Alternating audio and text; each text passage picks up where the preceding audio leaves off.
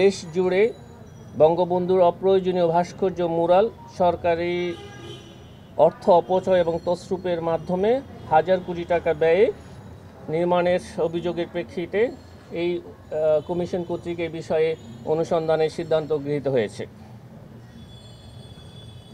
দেশ জুড়ে মুজিব কিল্লা নির্মাণ সংস্কার উন্নয়ন প্রকল্প পরিচালক সংশ্লিষ্ট ঠিকাদার অন্যান্যের বিরুদ্ধে হাজার হাজার কোটি টাকা তছরূপ অতিরিক্ত বিল দেয়া সহ বিভিন্ন অনিয়মের বিষয়ে অনুসন্ধানের সিদ্ধান্ত গৃহীত হয়েছে।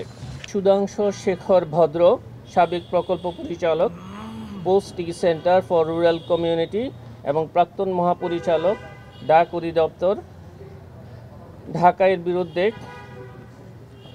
91,94,06,645 টাকা আর্থিক ক্ষতি সাধনের অভিযোগে দণ্ডবিধি 409 এবং 420 ধারা এবং দুর্নীতি প্রতিরোধ আইন 1947-এর 5-2 ধারায় আরও একটি মামলা রুজুর সিদ্ধান্ত গৃহীত হয়েছে। ইতিমধ্যে এই মামলাটি রুজু হয়েছে।